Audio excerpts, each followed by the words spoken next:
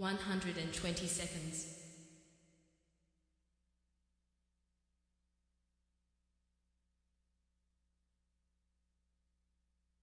110 seconds.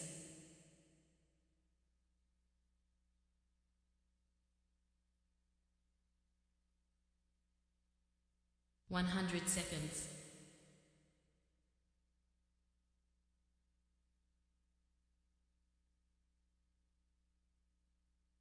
90 seconds.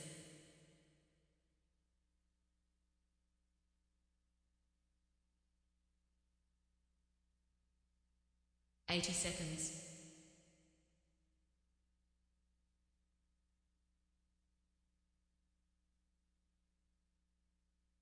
70 seconds.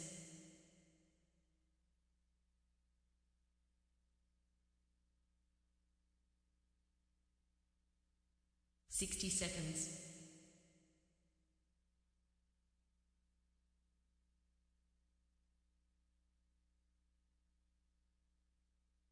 50 seconds.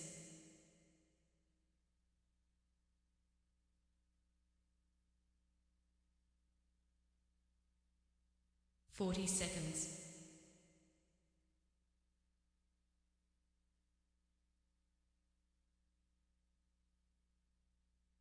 30 seconds.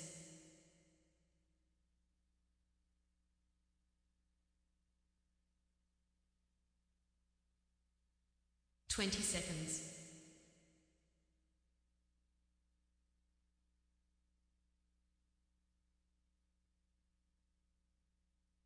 10 seconds.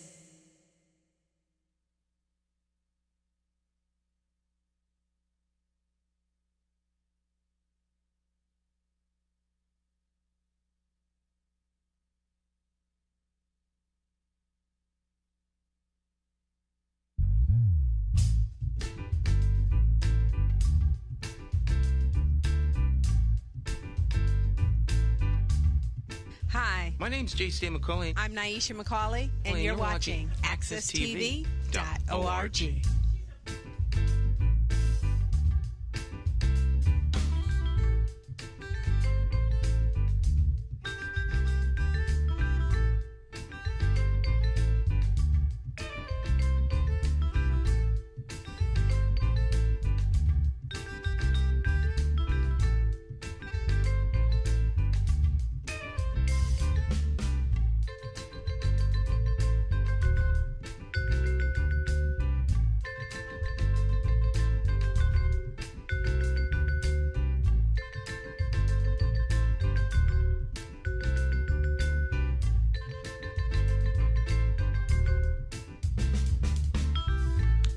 All right, my friends. Oh, yeah. It's time to get our talk on. Once again, it's Morning Talk with me, your host, J.C. McCauley, along with the champions of talk. Today is Talk Champions in the house. We have Cacique joining us via technology Zoom. We got Dr. Bowen. In the background, we got none other than Jay Hogarth. So, let's get started. Good morning there, Cacique. Oh, he's busy. Man. Good morning, Stan. I got one of our guests. I'm trying to get him on the phone, straighten him out. All right. It's been a wonderful weekend, a wonderful week. The Taino Chess Club is really picking up speed now. We're having a lot of people coming through, and there's just some incredible news for all the residents of Hartford, man. And I just have to say it, Stan, bro. I am so happy that you decided to throw your name in the hat for mayor. Now we have a legitimate candidate. To all the residents of Hartford, we have a legitimate candidate now. All that rabble, push him out the way. Let's put the man in there. Come on, y'all. Let's go. Stan McCauley for mayor 2023. You heard it here first, right here in the Morning Talk. Wow. Level of excitement there. How many need him out on the campaign trail? Let's go. Yes, we have a most definitely qualified contender for the city of Hartford, Connecticut. And so may the best individual win. And you heard it right here. Good morning to everyone. It's a fabulous Wednesday for myself. I started realizing as I woke up this morning that I got myself double booked, so I'm gonna have to pull out my titanium iron and straighten some stuff out. Now, when you say you're double booked, are you double booked today or another day in the week? Today, tomorrow and Friday happen to be two at least two conference / workshops that I'm booked for. So one's online and one is on the premises, and so I don't know how many devices I'm gonna need to be able to manage that, but I'm gonna have to work something out over the next I want to say 10 hours or so to make sure I can get myself ironed out of these wrinkled situations. But it's all good though. It's all about time management, and it's something that I actually stress and highly suggest to my students that they work on, and I let them know every single day is an opportunity to get a little better in the time management. And I too fall into that predicament where time management becomes something I have to straighten out. Ain't nothing going on but straightening over here. Yeah, nothing worse than being double booked, especially if you got to be in two places at the same time. A little difficult, but you'll make it happen. Absolutely. You will. I know you will absolutely make it happen. So, how was your week there, Dr. Bowen? What? It's been a whole week since we seen you last. I know. It's these days, even though we're easing out of this quote unquote pandemic, it seems like the days are still blurring a little bit because every 24 hours seems to move faster and faster. So it boggles my mind when somebody says, "Oh, I wish we had more time on the clock." I'm like, no, it's hard enough to manage these 24 hours. But the weekend was great. It always goes by pretty fast, and here we find ourselves midweek. So let's get our talk on. All right. Yes, and once again, you heard it first right here, and let's make it happen. Let's shake the foundation to its very core. Let's select someone who is not linked to any political party. I'm excited, family.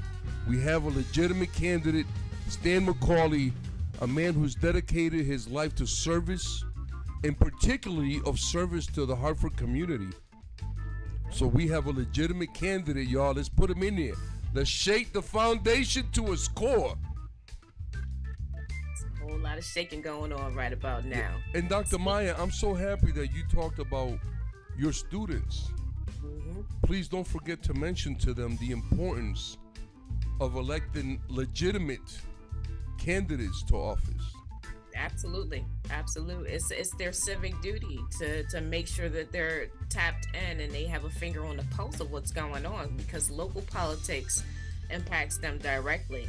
And so with everything else that's going on, it's very essential that these conversations be had so that, again, they can keep their finger on the pulse and identifying who's for them and who's against them. Because when it comes down to the policies and the decisions that are made locally, that's where it is that the impact is felt the most. And so absolutely, when the conversation arises, I'm definitely on top of that. And we need to be, and we for certain, Dr. Maya, we need to know who is on our side. We need to identify our allies so we can move forward accordingly. Absolutely. Just like in a chess game, you got to know how it is that the moves are being made and who are on the actual positions on the board, and be thinking ahead what the next moves will be based on what the opposition may present. And so it's all strategy and intentionality. And so we're ready for our move to put us in a position of checkmate with our mayoral candidate. That's my one bar for the day. No, none other than J. Stan McCauley. That's what I'm talking about. Spitting rhymes. I don't know if they even use that term anymore. These Yeah. kids change it up every week. They change it up, Stan. I don't know. I Or don't two. even know if that was Dropping a term bars. when when it was a term. Yes. Was that a term? Spitting rhymes. Yes. Yeah, Yes. yeah, definitely. Yes. What's Spitting old rhymes, becomes spitting new again. knowledge, all of that. Absolutely, absolutely. Hot and heavy in our local area, the Hartford Board of Education actually had a meeting last night, and I just wanted to briefly just give a quick overview of what happened. So through voting, a motion was made for the Hartford Board of Education to adopt the fiscal year 2023-2024 itemized estimate of expenditures in the amount of $429,382,852 effective July 1st, 2023. Now, keep this in consideration that this is almost $500 million. $500 million. That's a lot of expenditures in terms of dollars. And so, in order to make it make sense, what was presented by the superintendent and her cabinet was an overview of some slides that they had used in previous presentations. And from my perspective as an observer, leaving that particular meeting just left me with more questions, because as they tout, transparency is key. But if I have more questions, that means that it wasn't as transparent as it is that they made it to be. Some additional information related to the motion. The motion was made by Ms. Kimberly Oliver, seconded by Francois Drestel Leger. Final resolution, the motion actually passed, where the yeas were Kimberly Oliver, Philip Rigor, AJ Johnson, Yvette Bello, Francois Drestel Legier, Tyrone Walker, Jahira Escribano. Nay was Shantae Brody, and absent from the meeting was Dr. Jim Schmerling. And so, from my perspective, Dr. Schmerling not being there, it presents itself as a quote unquote abstaining from the vote since he was absent. But that's just my humble opinion about not being present for something as important as this. There are a lot of things that were stated in terms of comments. There were good questions coming out of the representation by Shantae Brody, and it again, it left me with more questions. And as of right now, I don't know whether or not they have a balanced budget, but it has been recorded. So for all of those that are interested in finding out what actually happened on last night, by all means, please go to accesstv.org, where you can find the replay being present for all posterity, if I'm saying that term correctly. But yeah, it's available. So local happenings, please keep your finger on the pulse, because very, very important. Because this is the type of event / decision making that actually impacts you directly. And for those of you that have school age children that attend Hartford Public Schools, that budget means something. So put your finger on the pulse and tap in. So, Dr. Maya, thank you for that incredible report. I have a couple questions for you. Now, in the past, you have mentioned that there's a pattern with the Board of Ed employees and the Board of Ed members. When the Board of Ed members ask for particular information, that information is not given. Is that pattern still continuing? Absolutely.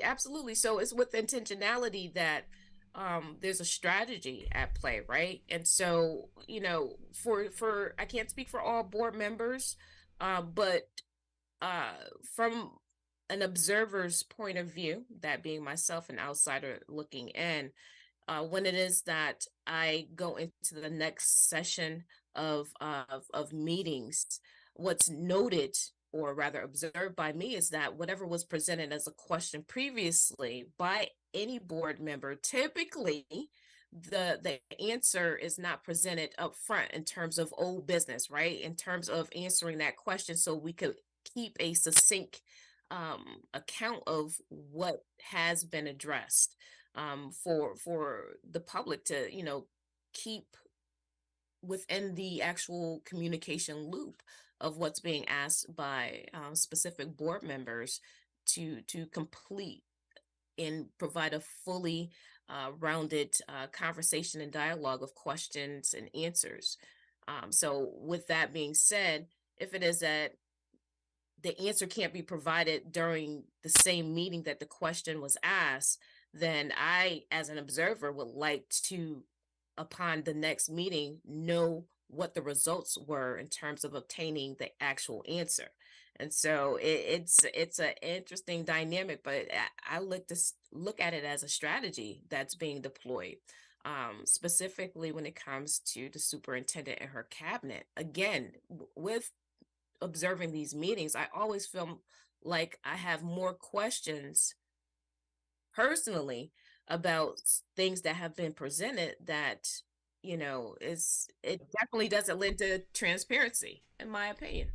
And I agree with that. I think that pattern is also a strategy that's a learned behavior. That's a strategy that a lot of racists and bigots use to deny access to people of color. And unfortunately, we see how it manifests itself in us and then how we use it against each other. So I just want to put that out there to our family as to what we're seeing, the type of behavior that we see from the superintendent in her cabinet, because as far as I'm concerned, it is her job to make sure that her staff provide timely and updated information to the Board of Ed members so they can make informed decisions. Absolutely. Absolutely. I mean, interestingly enough, from the superintendent and her cabinet's position, yes, they are administrators. But ultimately, when I start to think about the number of students that are impacted directly and the community impacted indirectly by the types of decisions that are made and the types of information that is conveyed, it's the antithesis of transparency. I mean, you can use a word, but if it is that your actions don't actually fulfill that specific definition of that word, then it's like you're double talking, you're talking out of both sides of your mouth. And so again, as an observer, it doesn't line up to match. You say transparency is paramount, but then your actions speak completely different. I don't know about you, but I look more so at a person's actions than what they say. You can say Absolutely. you love me, but if you keep on running over my foot with your bicycle, that doesn't seem to be love to me. I agree with you 100%, Dr. Maya. And it's just wonderful to have an opportunity to talk about the behaviors that our managers, because that's all they are. Leslie's a manager, and how they behave and how that impacts the way that services are being delivered to our students and families. And this is why on this show, several times I said before, Leslie has taken us as far as she can take us. She took us through the COVID. Can't nobody take that from her. She did a magnificent job, but now it's time for her to move on, because it's going to continue to do more damage because the reason that they don't provide that information is because it's either criminal, because why would you hide it, or is damaging to her and to her administration. Why else wouldn't that information be provided? Absolutely. If we're talking about full disclosure and transparency, then let's have that. But let's not talk about it. Let's actually have it in action. Right. Let's walk it like we talk it, right? Let's walk it like we talk it. Yes, To the absolutely. amigos. Credit to the amigos, and right. And so, a lot of what goes on. Obviously, we can't know everything, but I mean, we need to really get an understanding of how it is that we were led into the conversation specifically about the budget, where a $24 million deficit was conveyed, right? And so it was mentioned at least one time, but at the end of the presentation, from my perspective, I didn't hear how it is that the $24 million budget is now no longer an actual issue. You get lost in the weeds when it is that there's so much coming at you in such a short period of time. For me, it's as an accountant, I know that in terms of presenting a budget, things do actually change over the course of time, especially when it is that you're looking at proposed revenue streams, right? But the expenses pretty much, depending on what you plan to keep as mainstays that can't really be touched versus those that are variable. So you've got fixed cost or fixed expenses, and you've got variable expenses. After again listening to the meeting, I'm kind of still in the gray area, right? It's one of those things where you would have, as a observer of the meeting, like to know that $24 million is no longer an issue, right? I know that they're mitigating factors, but in terms of whether or not it still exists, that's still a question mark for me, because it wasn't stated that it's no longer $24 million. Well, I think one of the things that we have to keep in mind, Dr. Maya, is that budgets are really used as scare tactics for employees of the Board of Ed, because that's the projected budget, and that's projected on so many students not returning. There's a number, right? So if those students returning more, then the budget will be bigger. You know what I'm saying? So it's just a scare tactic that they use to we need to cut so many positions and this and that. But that's not what it is, and they need to stop that nonsense. They like you stated earlier, they need to be in full disclosure and in full transparency, and that's not what's happening. That's why they're hiding.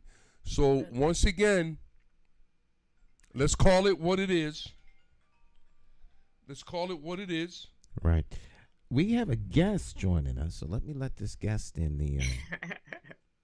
Let me let our guest into the room. Yeah, a little obfuscation. Obfuscation. Obfuscation. All right. So we're going to be joined by a guest in a few minutes. So why don't we take a break early, and then we will be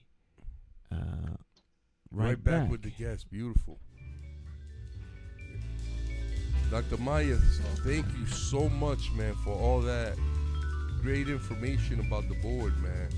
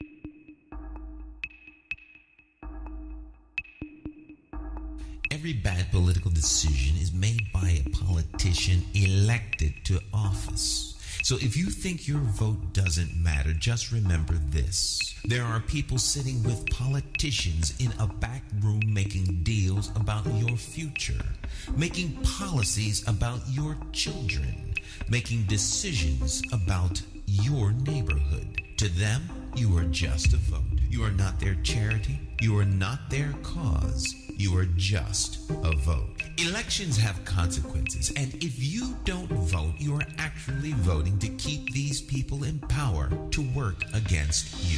Now, more than ever, you need to make your vote count.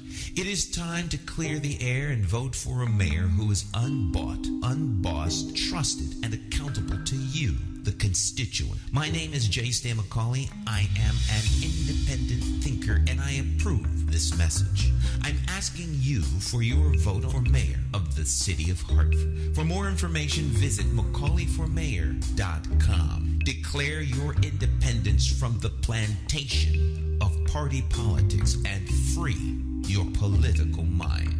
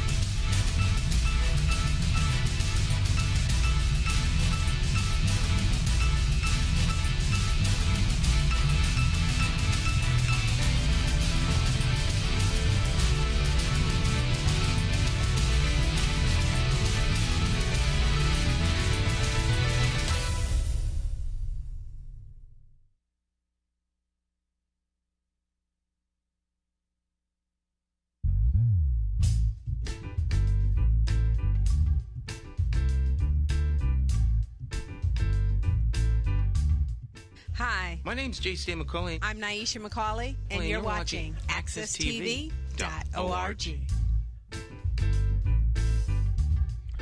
All right, welcome back. It's Morning Talk. J. Stan McCauley here with Cacique and, of course, Dr. Maya Bowen. And Stan, I just want to say, man, that was an incredible advertisement, bro. Oh, I you like loved that? it, You like man. that? Yes, You like nicely done, bro. Especially the stuff about the party politics. But I have a guest today, and I'd like to introduce him. He's a magnificent brother from Hartford who has also dedicated his life to working with youth. And he was one of my, and continues to be my mentor, and a brother for life, man. I'd like to introduce everyone to Cleve Royster. What's happening, Cleve? Good morning, brother. All right. This is scary, Lou. Good morning. This is scary, man. This high-tech stuff. Hey, man, that's all right, brother. We it's great to hear your voice. I'm glad that you're doing good. And, let's jump right in, man. Give us a little bit of your, your background, man. Tell us about you growing up in Hartford, Cleve. Hello? Yeah, you're good. We got you. You could talk. Oh, okay. Hi, good morning. J. Stan McCauley, congratulations on your decision to run for mayor. That's what's up. Thank you, sir. Thank you. Our Hartford need a change. And I think that you will make help make it a magnificent change. It's always good when people come from the left and come from the right and know what they're doing. So hopefully this will all transpire, work out for you. Well, You got my vote, in other words. All right. Well, I appreciate that. I can't do nothing without the people of Hartford. So you are a living legend. Right. Well, one thing I know about you, and I probably know more about you than you know about me, is that you're a grassroots person. You've always been a grassroots person, and no ifs, ands, buts about it. It's like If the seeds were planted, you're the root. So it needs to happen. It needs to happen. Then you got if Lou say you're okay with me, man. That's it. Thank you, Cleve. Man, tell us a little bit about growing up in Hartford, Okay. Cleve. Well, I don't know how much time y'all got, but I grew up as far back as I can remember in Chatterell Terrace. That was my first memory of, let's call it, life. And I went to Mary Hooker High School, and that was one of the first. I lived on Chatterell Terrace, D227. I remember that address. And I went to Mary Hooker School. We used to go to the boys club, Southwest Boys Club. Those guys there were wonderful. I remember when they had the Police Athletic League on Saturday morning on TV, and I remember seeing like the Vaughn brothers, Sammy Vaughn, James Vaughn, the Hightowers, Tommy Thomas. Those are the guys that growing up were guys you looked up to because we were from that neighborhood. You also had Jackie Brown, who lived across the street from the boys club, but he wasn't considered a Chatterell Terrace guy because he didn't live in the terrace, But it was great growing up there. Then I moved from there to Bedford Street. Bedford Street was probably a lot of French, Italian, that I can remember. Jewish people lived in that neighborhood. Actually, on Bedford Street, I don't know how many people remember this, but there was grapevines and apple trees and 2-car garages. Okay, and I remember, being a kid with Nick Oliver. Well, not so much Nick Oliver, but the Oliver boys, James Patterson, Alan Campbell, and I know I'm forgetting people. We used to jump the garage roofs in the back of our homes on Bedford Street. You had the Luco Playground, which was a great playground for us. The problem was crossing Albany Avenue to get to the playground. Then you had Andy Anderson at the Clay Hill Center. So it was like really a community, a real good knit community where also, and this was important for us, is that there was a Stop and Shop or a ShopRite across the street in front of a Five and Dime where your mom could give you a note and you go to the ShopRite and you give it to the store manager named Carmen. This is way before food stamps. And he would give you what was on that note. And then when your mom or your guardian said they was going to pay it on that day, they would pay it on that day. This also was a corner store there named Angelo's on the corner of Bedford and Albany Avenue. He would do the same thing. So everybody knew everybody in that community. Now, as far as sports was concerned, the Olivers dominated that area. You had the Olivers. You had Pert Oliver. Not so much Ronnie. Well, Ronnie was younger, but I'm talking about the older Oliver. See, people don't understand the older Olivers. They were great athletes, man. They were. I mean, hey, I know the Oliver that went to Syracuse. Listen, the Olivers were like the first real tough athletes. What I mean by that, you might lose, you might win the game, but you ain't gonna win the fight. Okay. You come down there to Luco and they play basketball, they play softball, they play kickball, and I think one of the things that inspired me when I was growing up was watching these guys with their mental and physical toughness. I can't remember his name. Pert Oliver, original tough guy. I was scared of him. Original. Then you had not so much Ron. You had, I forget the other one's name, but Herman was like an easygoing guy. But you had two or three Olivers that were tough. Now then you come along. There's Nick Oliver and Ronnie Oliver. They weren't as tough as their brothers.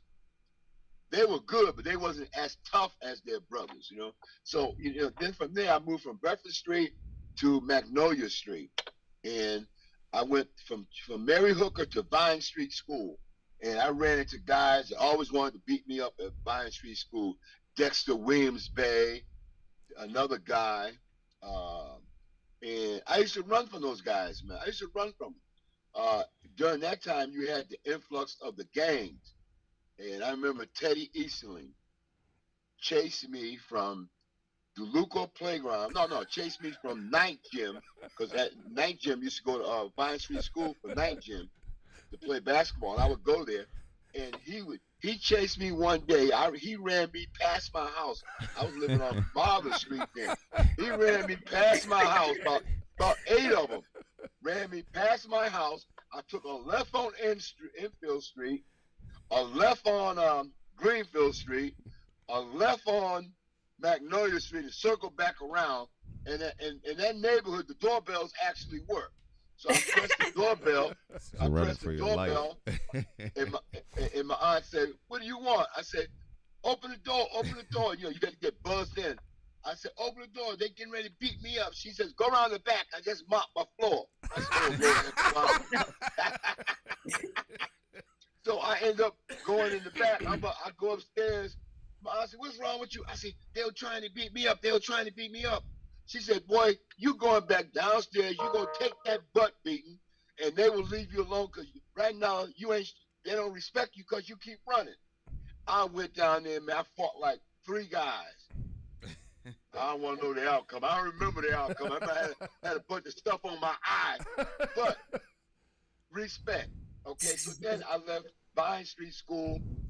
When I was on Bedford Street, went to Bonnet Brown. That's when I first met Mr. Hurley. He was the physical education teacher, and I was like the classroom clown.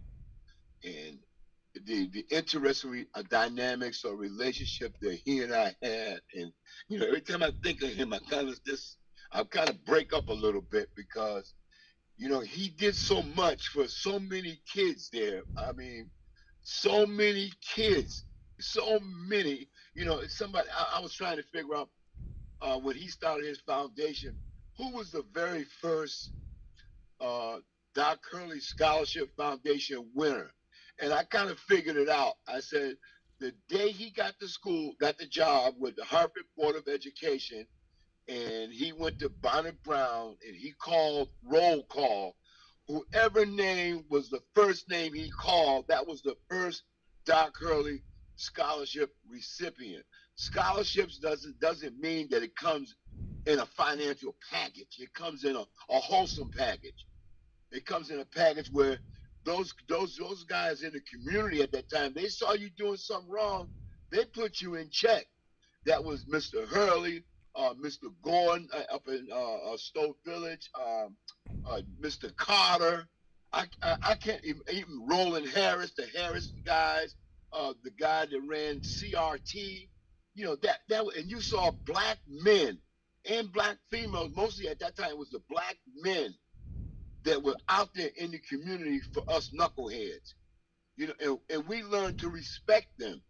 We learned to respect them, and they held something that we hadn't seen, and that was that pride in being a black man, pride in living in that community, pride in coming out of the store, and they would see you and they would say, "Hey, Royce, what you doing over here? You better behave, boy." "Yes, sir, Mr. Carter."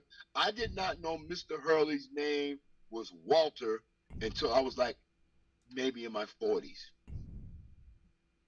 That's beautiful. Because everybody knew him as Mr. Hurley, Doc Hurley, okay? The Perry brothers. I mean, it's just so many guys, man. I just want to sit here and cry and say thank you to every one of them. Every one of them guys who took 5 minutes out. You'd be surprised, just like you're doing now, Lou. Just like you're doing, Stan. Take 5 minutes out and just acknowledge a kid or say, "Hey, man, you know better than that." What's up with that? And they respect you. That's community respect. That's community respect. I know when I worked in the Hartford school system, I had the hardest time with the some administrators, with the exception of Barbara Maben, she understood me because she understood what needed to get done for that community as an educator, as an educator. And that's when they had the special ed programs. And the special ed program was just basically those kids who was, yeah, they may have been somewhat dysfunctional. Those kids needed a hug, a good morning, learn how to say good morning, learn how to shake hands. And Lou, me and your kids, you know, we spent I don't know how many summers going to basketball camps. And I'll say this to this day. Your kids, Lou, always showed me the utmost respect, as well as yourself and your wife, Lou. And our relationship is culminated by what we were exposed to. You know, what we were exposed to. We weren't the North and the South. We were on the same plane.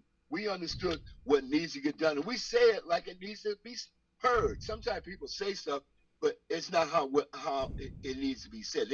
They'll soft shoe it. I don't soft shoe it, Lou, and I know you got concrete shoes on. I know you don't. You know, and so when we talk about the Hartford community, and I look at the Jordans, Cotton Butler's family. He had 4 sons that went to Project Concern out in Glastonbury, Connecticut. Glastonbury back in the 70s. And all 4 of Daisy Butler's sons graduated from Glastonbury High School via Project Concern. So here was a whole bunch of positive stuff going on there, unrecognized by the Hartford Current, the Hartford Times, and even sometimes it may be a little blurb in the North End Agent, if that's still around, with the guy that played football for Weaver. So it was great. Then you would see the guys that play football or sports in that community continuing on stuff, and it was just a great foundation for a lot of us. Because I tell you, man, I used to I'm all over the place, but I remember being a kid sitting on the sideline and watching Bobby Knight out there playing basketball, and I remember he took 5 minutes, maybe 10 minutes, and showed me how to shoot a left hand and a right hand hook shot, and you couldn't tell me nothing, man. Bobby Knight showed me how to shoot a hook shot. And I had the hook shot down, left and right hand. And I will never forget this as long as I live. We played Maryland in the 72 NIT championship game, and Lynn Elmore blocked my hook shot. Well, prior to him blocking my hook shot, Dr. J used to come up to the park, Keeney Park. And, I didn't even know who he was. All I know, a guy pulled up in a Mark IV with the tire in the back, blue. He had a giant afro. I said, wow, who's that? They said, oh, that's Julius, Dr. J. Julius, who's that? He played for UMass. He plays for basketball? Yeah, he plays for UMass. But we also had our group of guys. Billy Jones was my hero, man. I thought he was the baddest dude in the world. I call him Philly Billy. And even to this day, I call Billy Jones Philly Billy. I remember him playing at Fairfield, getting cut by the 76ers. I was hurt because I said, wow, my guy's going to make it to the NBA. Wow, right out of Hartford. I could identify. Even to this day, if you run into him and you say, Billy, Mr. Jones, what did Cleve Royster call you? He called me his hero, or Philly Billy. That's respect. I also remember at Weaver sitting in the stands seeing coaches from Kansas, Wichita, the whole Hartford community, as far as athletic and academic perspective.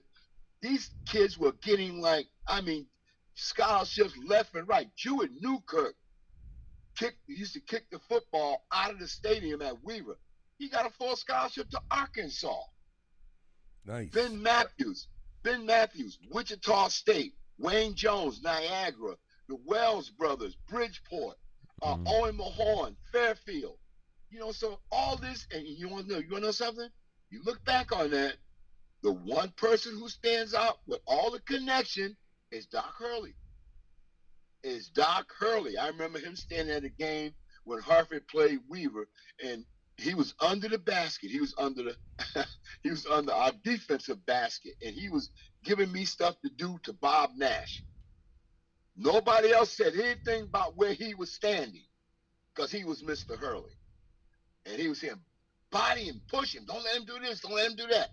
And I tell you, when we won that game, I saw that man. He had tears in his eyes, and he was just so happy for me because I was one of his original knuckleheads. I mean, original knucklehead. Now we go back to when I couldn't play for Weaver after we won the state championship. Even winning that state championship with John Loban, the Loban boys, Biddy, the Hardaways, Dexter Williams, but I don't even, Lance Paul, I can't, all those guys, Master Nardi, I mean, all the Fugees and stuff like that. What culminated for Weaver to win that first championship in the school history, and I'm going to say this, is that them parents, the William Bays, the Mr. Campbells, all those teachers that would turn their lights on so we could put in an extra mile of practice down on that field. Okay? And when we won the championship, first football championship at Weaver High School, the whole pride of that community was behind us. You know, and the ironic thing is that I never saw the Hartford Board of Education acknowledge Mr. Hurley. Never. Until they named the gym after him. You know, well, the field house, you know, that was fine. But that was, he self-made that. They had no choice to do that because he was just outstanding in that community. I remember when I needed to go to a prep school, and him, Doc Hurley, Miss Miller, and Dr. Cobb, Dr. Richard Cobb, God bless him, God bless him. They got together and they took me to St. Thomas More. First, Mr. Hurley and I went to look at this school in Boston called Thompson. It was Thompson Academy. Well, you know, the only water I ever saw was the Connecticut River in the Keeney Park Pond. I didn't even go to Polk Park. You know, so they're gonna put me on a boat and take me to this school. I used to watch scary movies, man. You know, when they put the person on the boat and it's foggy out. That's how it was in Boston. I looked at Mr. Hurley. I got off the boat. Mr. Hurley said, "Come on, Big Cleve." I got off the boat. I got on land. I said, "Okay, Mr. Hurley, I'm ready to go. I don't like this place." Because I didn't swim. So if I got mad and wanted to go home, I would have to swim. I said, "No, I don't like this, Mr. Hurley. I don't like this." So we ended up going looking at a couple other schools. Then we went and looked at St. Thomas More, and I went to St. Thomas More playing for Nick McCarchick, and that was one of the best things to ever happen to me, because I'm 73 years old, I'm in pretty good health, and I'm still here today. And I respect and bless those people for taking time out of their lives to help me, because it allowed me to continue on helping others. And, you know, I call myself a Hurley soldier, Lou. I'm not a general, I'm not a captain, I'm just a regular Hurley soldier. You take a couple of kids, you take one kid, you mentor them. I look at Jordan Butler, man. Jordan Butler and I are so tight.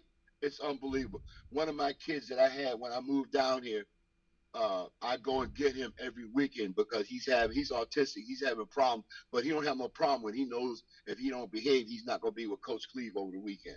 You know, Saturday. What is me going to a gym for 2 hours, letting this kid come, and then bringing the kid back home? We stop and get the Wawa breakfast, 2 for $5. I ain't got no money, Lou. But anyway, I ain't got no money, so we go 2 for $5. That's beautiful. And he enjoys it. But the bottom line is that he's behaving in school and at home.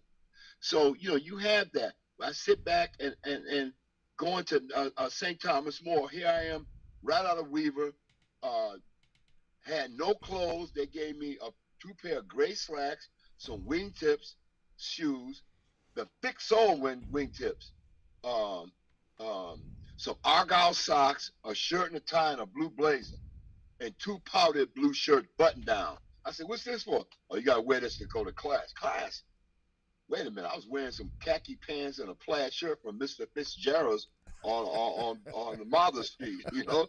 And so, you know, I'm there at this New England prep school. One other guy there named Nehru King, he was from St. Anthony's High School Jersey City. Very pompous, very pompous. I didn't like him, man. I didn't like him. 'Cause he thought he was the bomb, but when he got on the court, I gave him the old Keeney Park move. He ain't know what to do. So, I see these guys, I like Dennis Mink and Joe Peterson and Fred Phillips, all Hurley soldiers, They say, hey, Zeke, man, you elbowed me back in, 74. I remember one time Dennis Mink said, yo, you throwing them elbows. Watch the elbows. I said, I'm throwing them. You watch them, okay? And that's our camaraderie. That's our love for each other and respect, So I'm at St. Thomas More. I go down there, all white kids, one other black kid. He didn't act black. He talked very proper. His linguistics was outstanding. I was coming like, yeah, man, what up, man? How you doing, man? How you doing? I had to learn to change the language, because changing the language or changing my thought process changed me. My roommate, I'm a Baptist at a Catholic private boys boarding school, and my roommate is a Jewish kid that got thrown out the synagogue school with a half a jaw. I'm like, what the hell? And so I'm sitting in the room one day, and he says, his name was Bert, man. God bless Bert. And I said, Bert, man, black people always got nicknames for each other. Z, I call Lou after our big boy with respect, We always have nicknames. So I said, that's a cool nickname you got. They call you JB. He said, I don't like it. I said, why? He says, it means Jew boy. Now, let's go back to Hartford. I remember on Mother Street, there was a little Jewish church that those guys, the Jewish people, would come down with the beards and the hat. And I remember that song. Dun, dun, dun, dun, dun, dun, dun, dun, dun, dun, dun. And I remember that. No, I remember that song. I used to sit inside the street and watch them come. And didn't understand what it was, but keep it in mind, back then, that community was a very diverse community. On the other side of Brook Street, they had those buildings there. All Italians lived in that building. The little ladies with the black, always wore the black scarves and stuff like that. The Italian guys with the, Apple Jacks and stuff like that. You saw that. Then up on Magnolia Street was mostly Jewish people. And then all of a sudden you start getting, because Charter Terrace, they tore down Windsor Street through redevelopment, and the people that were living in those communities infiltrated the other communities. They was accepted somewhat, not accepted somewhat, So it was a big change. So I'm at St. Thomas More. I remember that. I said, that's not right, man. And then he said something. He says, what do you think they call you, Zeke? I said, Zeke. He said, no, they don't. I said, what they call me? They said, they call you nigga. I said, who? He named a couple of guys. Listen, I said, come on, Bert.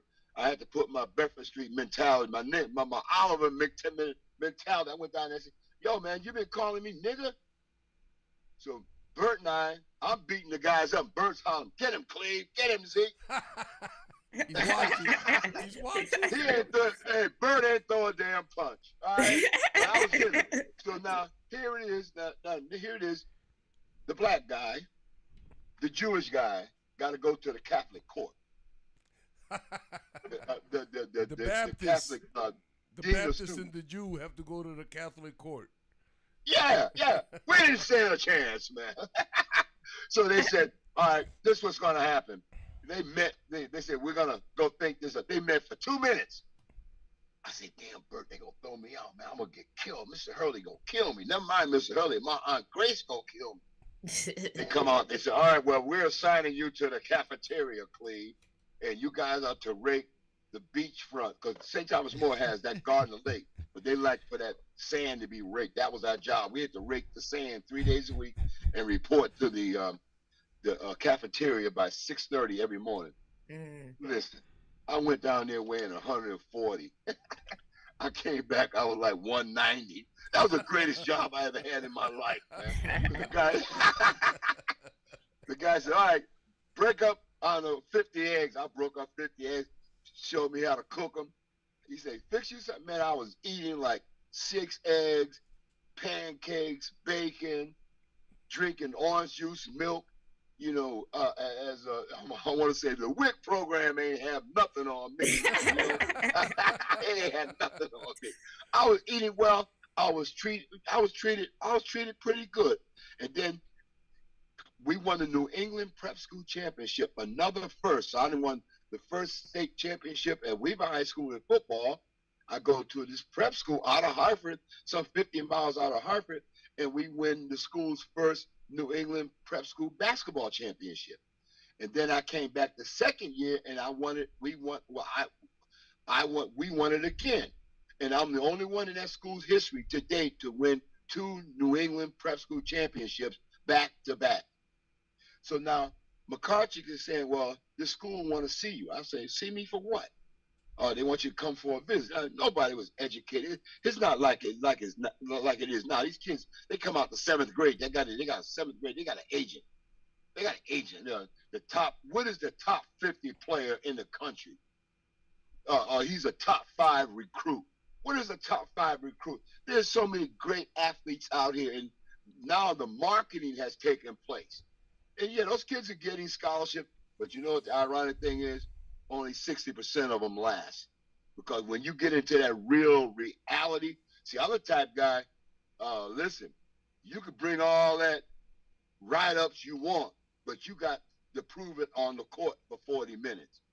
And even though the game is only 40 minutes, I'm going to treat you like you only got 20 minutes. I'm going to be on you the whole time. And I teach from that perspective. Mental, physical, emotional toughness on and off the court. So now I'm looking at these schools. I was fortunate. I met Rick Mount at Purdue. I met Dave Collins at Florida State. I met Calvin Murphy at Niagara. I met Bob Lanier at St. Bonaventure. This little black nappy-head kid from Chatterow Terrace going to a New England prep school and being recruited by, I'm calling them prestigious Division I schools. And you know what, Lou, Stan, Doctor, I had the grades. Yeah, I got the grades. That's what I'm talking about. I had the grades. I used to change my F's when I was at Weaver to A's. The teacher had to write it. It's not like technology. They used to write F. Man, it took me 2 weeks to find that ink pen to match that flag, match that F. My aunt said, man, you got all A's? I said, yeah, what are you talking about, girl? I got it. So I'm going to flip back. When I was on Bedford Street, my mother died in the house. My mother laid dead on the couch for 4 days. We didn't know what it was. We had not experienced death. And my uncle came in and started screaming, told us to get out the house. Oh, wow. And my aunt had died, and my mother had died. My father worked for Peddler's Junk on Canton Street, across the street from Bellevue Square. My father, when you see Sanford and Son, I'm Lamont, but I ain't no dummy. Because my father, I ain't no dummy, all right? Sanford, I watch that. I tell people, I say, hey, man, Sanford and Son ain't got nothing on me because I understand the junk business. And I learned the junk recycling business in the 70s, 60s, 70s, because they tore down all of Windsor Street. They tore down all those houses that were black people. They called it the bottom. And they brought that stuff out to the north end, to the dump. And I worked in the dump, picking through metal. People bought, houses there. We get the radiators, the brass, the aluminum, the copper, organize it, and then bring it to Canton Street and sell it to the Jewish people. They had the junkyard, okay, on top of the truck. So one summer we had Frank Miller work for my dad. George and Ralph Hardaway worked for my dad. Gene Walker, a.k.a. Mr. Pimp, worked for my father. And then at night, he put on his magic wardrobe, and he's out there pimping. Whatever. No disrespect, miss. No disrespect. And that was all learning process. I would go with Gene to the gambling sites. He would win $200-300. Tell me, yeah, man, take that home. And I was his banker. I was his banker. He says, if I ask you for money, do not give it to me. I said, okay, man. And that's what I did. And Gene Walker, I mean, he was a hood guy up there on Capon Street, you know. And whenever I would come home, I would go see Gene, the guy that ran Jose, son, Ronnie Cole, at the pool room on Barber Street, you know. He used to come get me to go to the boys club out of Chattanooga. I never forget him. When I got stuff, I would bring him I gave him a Niagara shirt, basketball shirt. And he just about broke down and cried, you know. And I'm saying, what's the matter, man? He said, my boy, I saw you on TV, man. I was telling everybody that I knew you, but they don't believe me. I said, they don't believe you. I said, why don't they believe you? They said, man, because you're doing so good, they don't believe you that I know you. I said, man, you helped me. You used to come get me, ask my mom if I can go to the boys club to play basketball. You and Sammy Vaughn, Wallace Hightower. I will never ever forget that. So getting back, my mother died, and they came in. It was 5 of us, and they wanted to send us to all these different people's houses. You know, they could put us in the system. And my Aunt Grace and my uncle, my Aunt Grace could not read or write, okay? But if that teacher called, it was an ass whooping. No questions asked. It wasn't like I didn't say that. No. No. I remember one time the teacher called. I was in class hanging. We fooling around. And my buddy Moose Watson. Moose says, your aunt. I'm hitting inside the head. Your aunt. And I said, and she said, back then, you know, I'm gonna give you a picture of my aunt. It's about 5'5", had a stocking cap on, a jaw full of snuff. The stockings roll up to the knees with a knot in them, and a sleeveless day dress, and a spit cup because she dipped snuff. She said, come here, nigga. Well, excuse the language. Come here. And I said, oh, no. And back then, when they called, you better be the road runner and get up there. They ain't like, oh, man, what you want, man? No. No. She said, what did I tell you I'm going to do to you next time that teacher call? Now, I got all my boys in back of me. They laughing. They on the floor crying. And I said, you said you're going to hit me in the head with a hammer. She said, speak up. I said, she said, I ain't going to ask you again. Speak up. Now, I know the difference between a regular hammer and a ball peen hammer. My aunt had a short ball peen hammer. And she said, hold your head down. I said, Grace, don't hit me in the head with the hammer, with the ball peen hammer. My boys on the ground dying laughing. And she raised that hand. I watched the hammer raise up, and the teacher said, don't hit him, Miss Royster. He gonna do no. Don't kill him, Miss Royster. He's gonna do good. Listen, I sat in the front of the class. Now, she taught science. Now, this is $1 million question. When I graduated from college and got a job at Weaver teaching, what do you think I taught? Science. Science. To this day, most of the jobs that I've had have been either science or math and working with kids with behavioral issues or behavioral concerns, okay? I remember that. And Mr. Hurley comes in the classroom, McCleve, you're facing the hammer, huh? I said, nah, this man, I'm about ready. My aunt ready to kill me, man. So, you know, I graduated. Now, the other thing, I graduated from Niagara. I was captain of the basketball team, you know, president of the Black Student Union. I was in the photography club because they ain't had no black pictures of the kids, of the student. We did stuff. We had the OJs come on campus at Niagara. We used to have about 25-cent parties at Niagara. We had a black art festival at Niagara. I was president of the Black Student Union, and I got nominated to be president by the black student body there. And I'm like, wow, this is me. You want me to be the president? How much does it pay? It don't pay anything, Cleve. Okay, you know, I was about that money, you know. So anyway, you know, we accomplished a lot. And I graduated from Niagara, and they had, you know, the family there. My father drove up there in this raggedy Buick. To this day, I don't know how in the world that car made it there, but it was smoking. And it's like when he pulled up with my sister, who was on a mainline heroin addict. my sister was sober for my graduation. She was sober for my graduation. My aunt, who couldn't read and write, and my uncle, who was there, and I tried to be just like I had my uncle Willie Royster, my uncle Aunt, man. He was like the greatest uncle in the world. I tried to be a good uncle to my nieces and nephews, just like my uncle was good to me. I try to be like a Mr. Hurley to kids, just like Mr. Hurley was to me, or Mr. Gardner, or Mr. Gordon, or Mr. Andy Anderson, all those guys. It's so many pieces of me that is them. I can call someone, I gotta be Miss Hurley today because this guy ain't gonna act right. I gotta go over and be Miss Maven today and understand what this kid is going through. And even when I worked for her at Fox Middle, she said, Mr. Royce, I need you to walk this guy home because he's gonna get beat up. Okay, Miss Maven. She understood. And I call her to this day, Miss Barbara Maven. I call her one of the best administrators I've ever worked for. I met her. Mm-hmm. You know Miss Maven? I met her. Weaver High School. Yes. Mid 90s. Yeah. Yes. Listen. You ever see her again, you can say, who calls you the greatest administrator in the world? And she gonna say Cleve Royster. But then, what's interesting?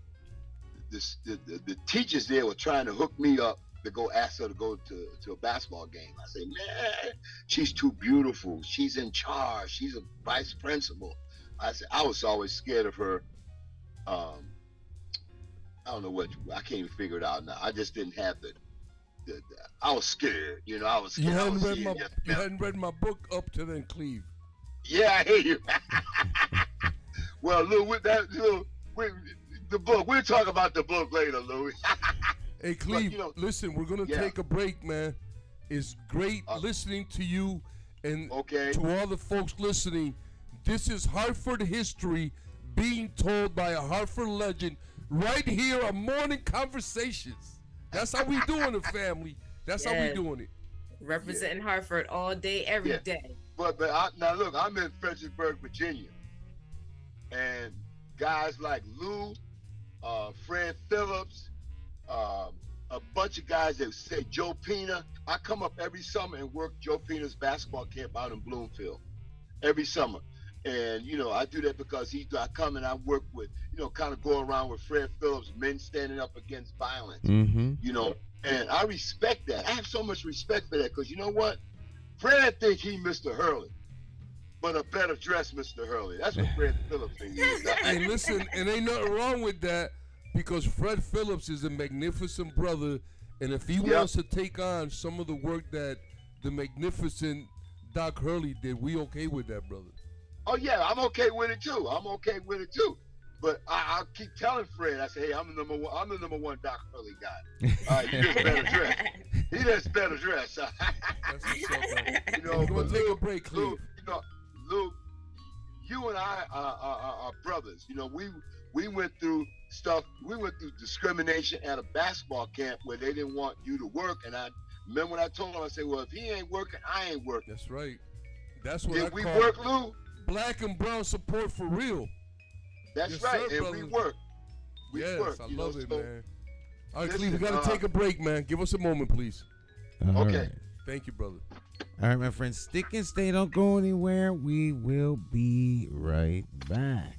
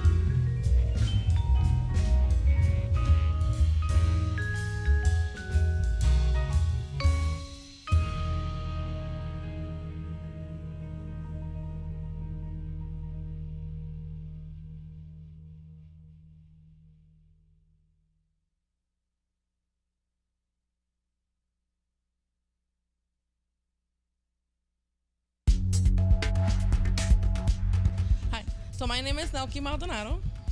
My name is Ramon L. Arroyo.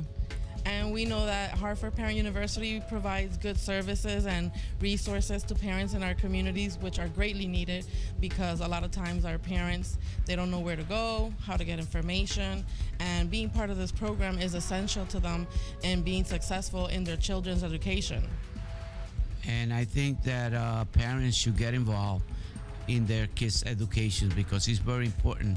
Education is, I always believe, is a success in life. If you got a good education, you can be very successful.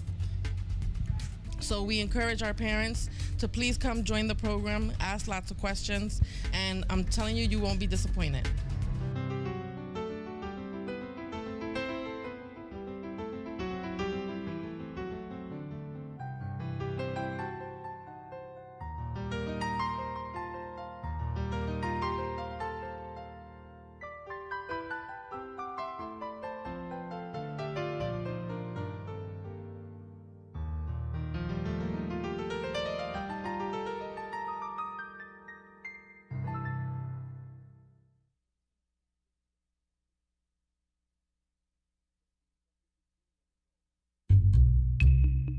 How do you define evil?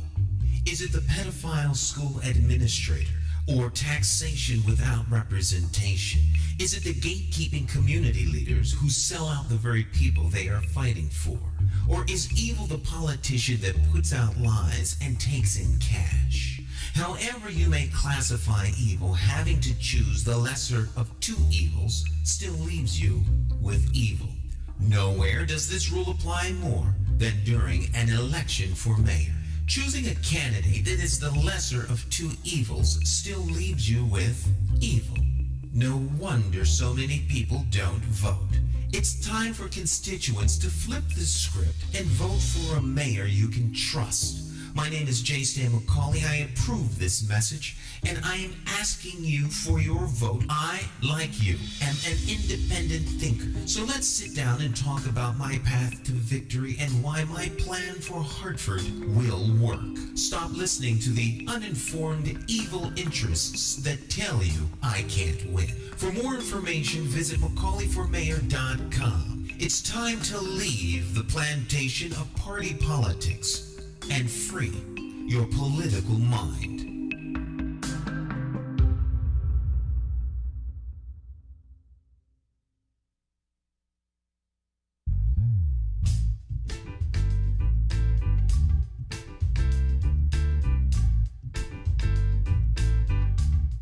Hi, My name's J. Stan McCauley. I'm Naisha McCauley, and you're watching AccessTV.org.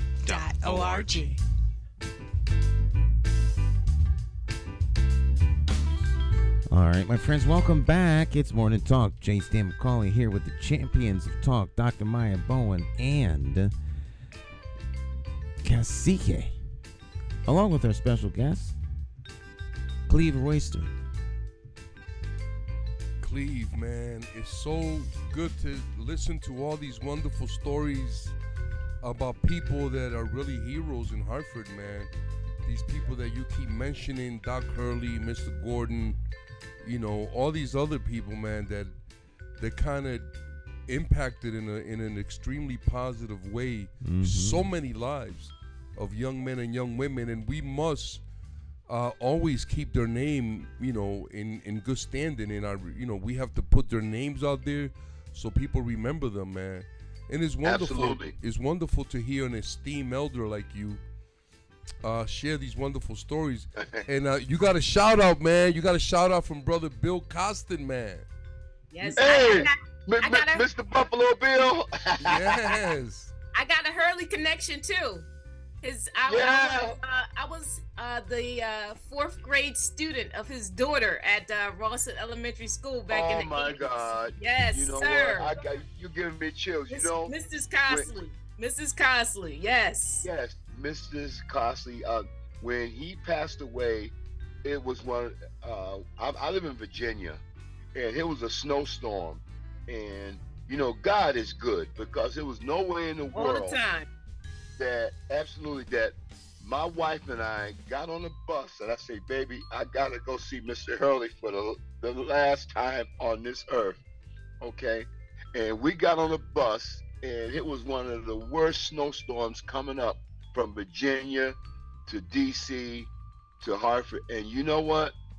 That bus actually got there on time. I don't know how that man did that. Okay, but when we pulled up at that Hartford bus terminal, the people on that bus was just clapping for him because it was crazy. All right.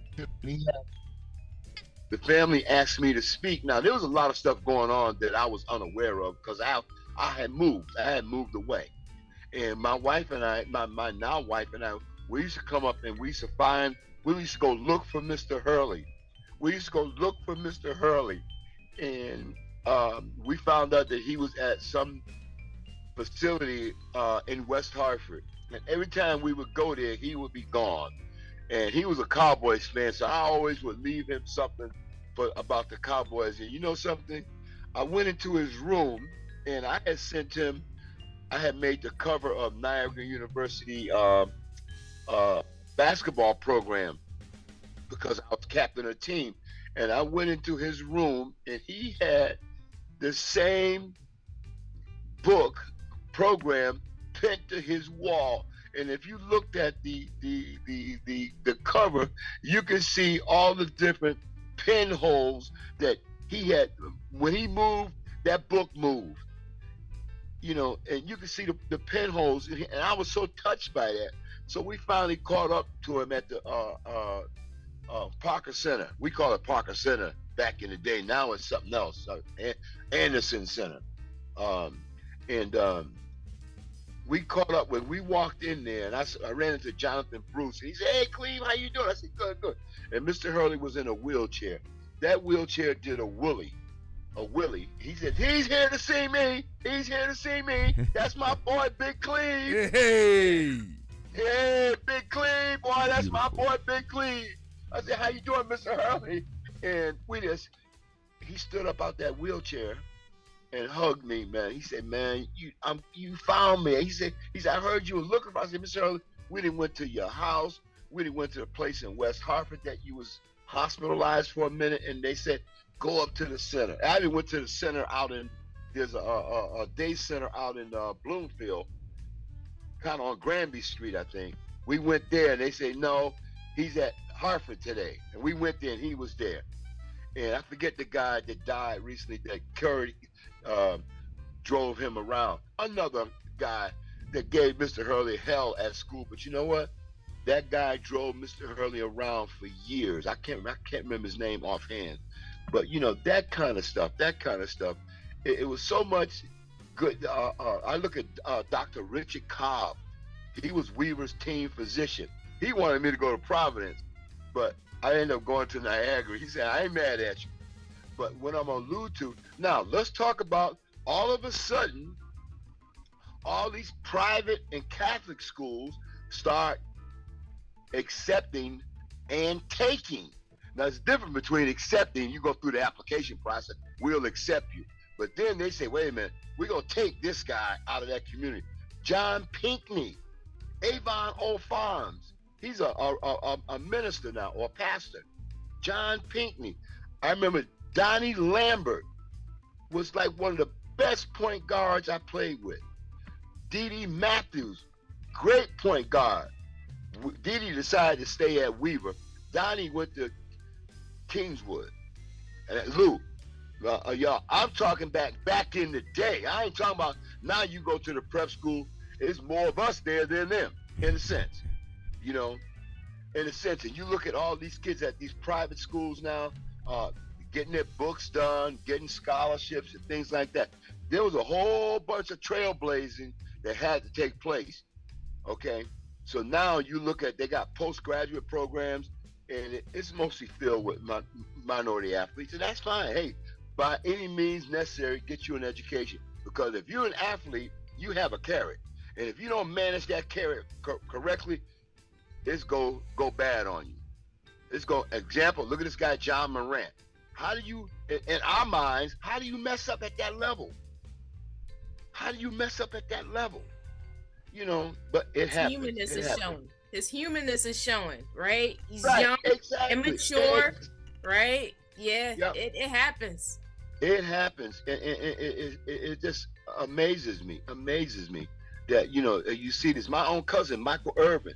I'm like, Mike, you can't be alone at no night anywhere in this country because people coming at you, but you decide to venture out alone, and look what happened. I mean, he knows that. That's nothing new. But it's so much stuff that's going on. I live here in Virginia, Fredericksburg, and I try to do my basketball. And I'm doing 17 basketball games a week. It just ended this past Monday, and it was great because athletics and seeing the kids play and messing with the kids on the court, and that's my therapy. Please believe me, God, that's my therapy. I feel so much better. I may go in there like all energetic, but at the end of the day, I'm walking off the court like Fred Sanford because, I'm done. I'm done. I have to regroup, and I'm done. And even here, I see stuff.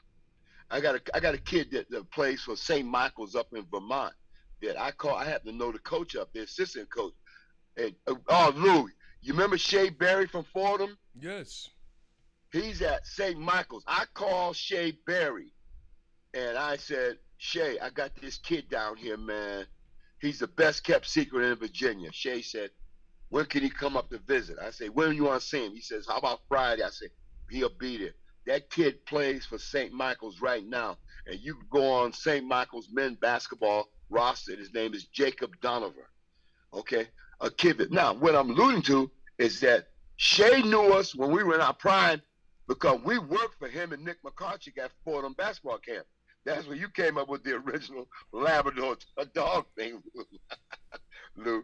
But, that's that connection that he knows if we are calling him about somebody, the kid must be okay. And he took that kid almost on my word after he went through the interview and the workout, and, he liked the attitude.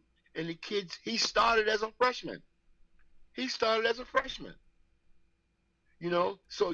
the kid that there's a kid on that team too that lives across the street from my brother out in Windsor Locks.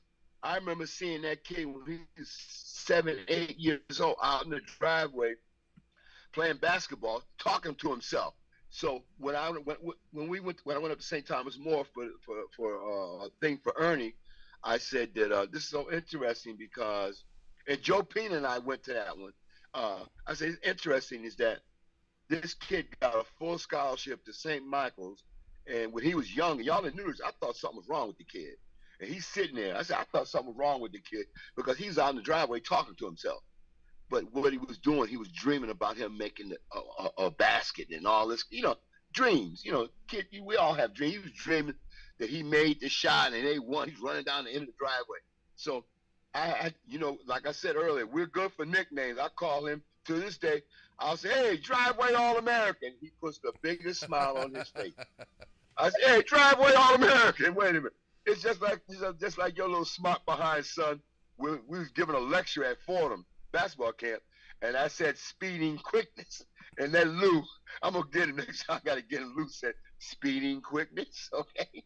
And I realized I made a mistake, but he didn't have to check me like that, Lou, So, hey, Cleve, anyway. Listen, thank you for coming on, man. We really appreciate it. And we'll have you back on, man, in a little bit. Hey, it's great. Listen, great stories, anytime. And I want to correct one thing. Stan, you got half of my vote. The other half, I got to give to Eric Coleman because Eric was one of these guys who had an opportunity to go to a prep school. You know what I mean? Back in the 60s. I'm talking about back in the 60s. So no disrespect to either one of you. I love both of y'all. And you're doing something great for that community, and he's going to do something great for that community. And the bottom line or the resultant is that the people in the community are going to benefit. Amen. And Lou, next time we'll talk about the book. Okay. All right, Cleve, take care, brother. All right. Thanks for inviting me. Of course. Thanks for inviting me. Y'all made my day. We'll see you soon. God bless you. Okay. Have All a right, great bye one. bye. Peace, Royce. Okay, you too. Bye bye. Bye. Man, what a wonderful storyteller that Cleve is, huh? Mm-hmm. He had me here sitting on the edge, man. And I love it when he talks about Bobby Knight and Doc Hurley, because these people were also my heroes. So yes, I can definitely relate to that. Yeah, definitely. You know, the historical aspects of Hartford in terms of all the individuals that grew up on these streets. The thing that he pointed out that stuck with me was related to the respect that actually was given in both directions, from the youth to the adults, and those adults that actually took the time. And he mentioned 5 to 10 minutes. That's all it takes. It's all it takes. It's not rocket science. It's all about building a relationship and identifying that the respect between two human beings can establish a foundation that can actually allow for both individuals to grow in multiple ways in terms of having an understanding of how to relate to each other. So that was awesome. That was totally awesome. And yeah, the Hurley connection definitely here live on Morning Talk Wednesday, Yes, definitely. March 8th, 2023. It's all good. It is all good. And to borrow Cleve's term, I think that to some degree we are all Hurley soldiers, man. Hey, the put it connection out is there, there. man. Yeah. Connection is there. I just wanted to talk on something real quick, bringing us back to the Hartford Board of Education meeting last night. So it was clear that the superintendent was alluding to some community forums that had some notable attendance. However, what ended up happening is that the presentation of questions asked and answered were not posted to the actual website, that being board docs or any other notable location online for the community to actually access. So the question then becomes, where are these FAQs in terms of a link regarding the budget, right? So that's MIA, that's missing in action for us. And then additionally, what is noted to be a question is how many people actually attended these forums that the superintendent noted along the way of the budgeting process. And then so lastly, based on what was gathered from this presentation, how it is that individuals in attendance at that meeting and other meetings didn't really have a platform to actually pose any questions that could actually be addressed and live conversation between the superintendent's cabinet and herself. So ultimately, final question is, where are the analytics being made available to us as a community and as stakeholders of Hartford Public School System? That the transparency is very much lacking. So we're hoping that going forward that there is some corrective actions put into place so that the community can become well informed regarding specific inputs, and those outputs would be answers to questions that have been posed, as well as making sure that if we're using technology, make sure those links are available. So, Dr. Maya, yes, I think that from the information that you're providing us, I surmise that it's nothing more than more evasive action taken by the superintendent and her staff, which really speaks about the lack of accountability that we're seeing. And I think that disrespect and lack of consideration for this community, the families and the children of this community, is becoming more and more like evident every day, is more ramped up. It's right in our face. Yeah, it's man. Interesting. It's interesting, Lou, right? So imagine for a second that I asked you to exchange a $20 bill for $100 bill, right?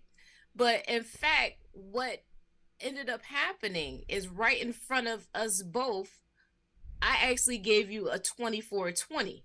And so in terms of the request, it never happened because you didn't exchange the denomination that I was asking you for, right? Or the ask is not presented with the results of the desired request, a 2400, but you did a 2420.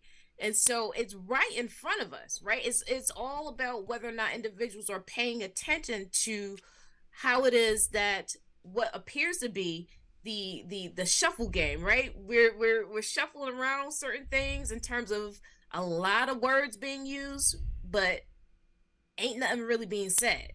And so you get lost in the weeds when it is that you're trying to get a question addressed that could be as simple as yes or no, but all this other evasive behavior. Yes, all these other words have been added to only just evade the question. So evading the question is a strategy that is used very well within the superintendent's cabinet. I got to give them 2 thumbs up on that. They do that excellent. They get an A+.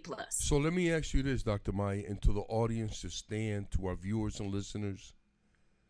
When does this evasive behavior that's being exhibited by the superintendent and her cabinet, when does that go from not following the rules and being evasive to criminal behavior? What does it take for it to graduate to that level?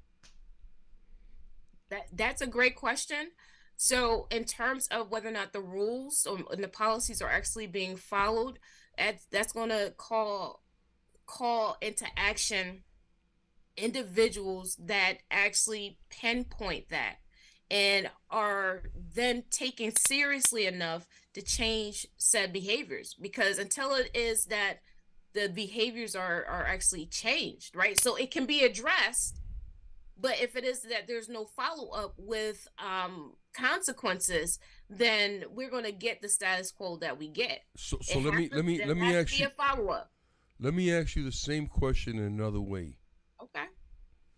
What is the recourse for members of the Board of Ed who are being denied pertinent information to do their job to the best of their abilities? What is the recourse for members of the community who are met with the same type of pushback? So in terms of being membership of the community has to hold the task who they elected in terms of board representation, right? They've got to be on them like white on rice, right? So or brown on rice, because it's brown and it's white rice. So here's the thing, where it is that you're paying attention, you have your finger on the pulse, hold your elected officials accountable to address those issues. If you hear or don't hear something being posed to the superintendent or the cabinet to be addressed, then you yourself have to say, hey, elected official, listen, I asked you to actually do this, X, Y, and Z, and that has not been done. When are you going to get that done? So it has to be consistent, Lou. It has to be consistent. Let me ask this question, Dr. Maya. Yes. From what I understand, now please correct me if I'm wrong. You know, you stand members of our listening or viewing audience. But as far as I understand, the superintendent is supposed to answer to the members of the Board of Education. That's correct. That's correct. They are the supervisory. They are the supervisory board. So here's the question. What happens when the superintendent is not responding appropriately to the request made by either community members or Board of Ed members? What is the recourse? What is the next level? Who do they complain to? Do they go to the mayor? Do they go to the State Board of Education? Because people want to know. I'm asking these questions because our audience wants to know. It's a very relevant question that you ask, because look at this from this perspective, Lou. When it is that you become a board member, you have to understand your role as being a supervisor of the superintendent. Where it is that you don't understand or carry out your role as a board member in that way, then that's going to be problematic. So the next level would be whichever government body that would be able to chime in on specifics. But initially, really and truly, Lou, think about it this way. When you're hired to do a job and it's based on being a supervisor, you yourself have to understand what it is that you're going to have to do in that supervisory role. Now, if you don't do that, then of course there's someone higher above that can speak about it. But again, initially, that higher above is not the one that's sitting in the seat to actually place that vote. So the mindset in terms of a Harvard Board of Education board member has to be that I'm here to supervise what it is that is going on in respects to the superintendent and the cabinet or her cabinet. And if I do this well, then questions that I ask will ultimately be addressed and hopefully in a timely manner. But if I don't see myself as a supervisor, but more so as a colleague and friend to rubber stamp, then we get the status quo that we have. Your answer is interesting only because I know you so well and you're a dear friend.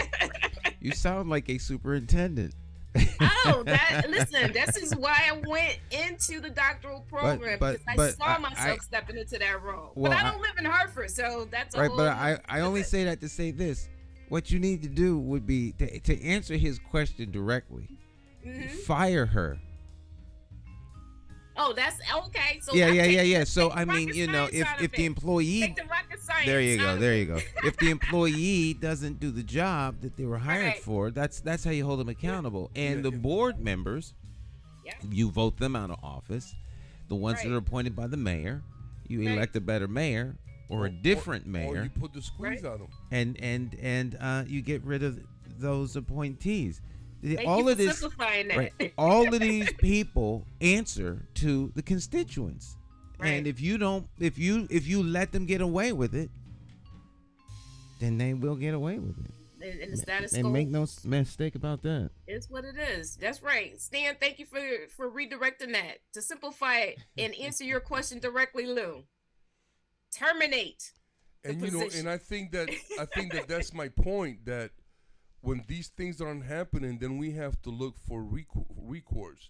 And sometimes that recourse could mean corrective action, but it could also mean going right to termination because they're not following directions.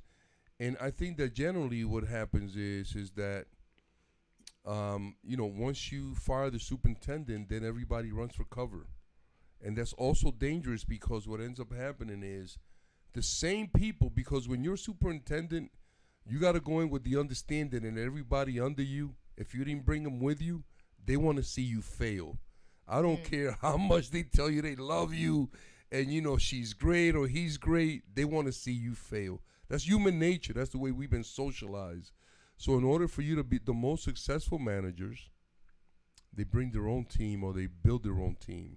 People that they can trust, people that they can count on, people that are going to represent them in a professional and in an appropriate way. You know what I'm saying? And so we don't have that. I remember I went to a meeting at Buckley with the assistant superintendent. She ended up being some lady ended up being the superintendent in Bridgeport, and they ran her out. I think she had to be escorted out by the police because she went to Bridgeport with the same nonsense that she was here with. We had a meeting at Buckley. She refused to answer questions from the community. And when we started ramping up the questions, she packed up and left and didn't say anything. Her and another guy named Swan, who was also one of the brothers who was associated with stealing large amount of money in Springfield, in one of the Springfield school districts. To your point, Lou, right? Yes. So you said, you either bring your own, representatives or cabinet or team with you.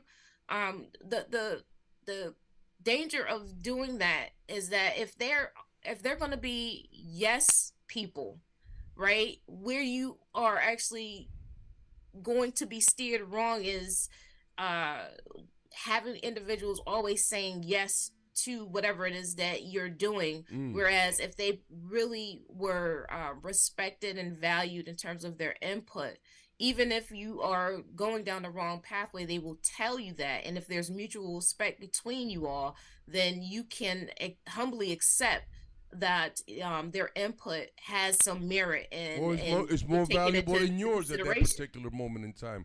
And if you don't have a team like that, Dr. Maya, then you don't need a team. You need. Say that one more time, because I missed that beginning part. Well, I said that if you don't have a team like that, then you don't have a team, because when I say by bringing or building your own team, you build individuals who are competent in their field, and then you let them do what they do. Right. You know what I'm saying? And the only thing that you ask is that you report back.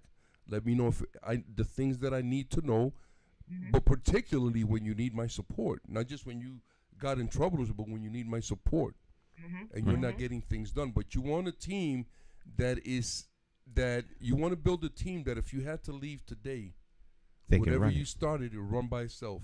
Right. You know what I'm saying? So that's the kind of team you want to build. And that can only happen, people, to all our listeners and viewers, that could only happen, okay, when you have confidence and trust in the people that you work with.